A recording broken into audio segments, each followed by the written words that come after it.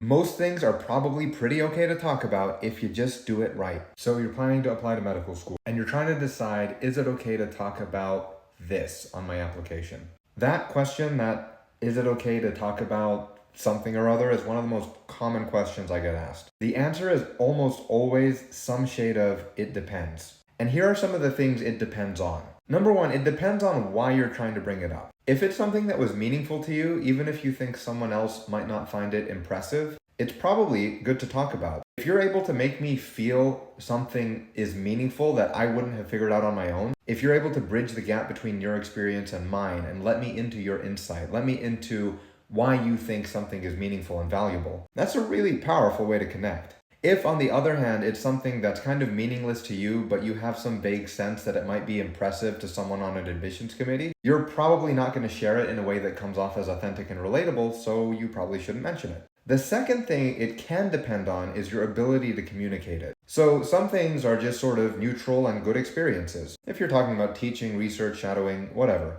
Sometimes people ask, is it okay to talk about this traumatic experience, or this time I failed, or this challenge? The more intimate, the more charged, the more controversial, the more difficult it is for you to speak about it, the more skill it's going to take for you to communicate about that in a way that's professional and coherent. So maybe it's something that would be good to talk about, but you just haven't come to terms with it, you don't have the closure, you don't know exactly what it means to you yet. So there you have to be kind of careful about whether or not you mention something or other. The third it depends I'm going to give you is it depends on what you're trying to communicate. It's a little bit different than the others, and let me explain why. Let's say that you're working on the work and experiences section. You have 15 different things to talk about. You don't want to talk about 15 things that are really similar, that make the same point about you, because it's not really the experiences that matter, it's the meaning it had to you. It's why it matters to you. So, one experience might be good if it's telling me something new and interesting about you, if it's adding to the story I have about you and why you are who you are and the candidate that you are today. But if it doesn't, if it just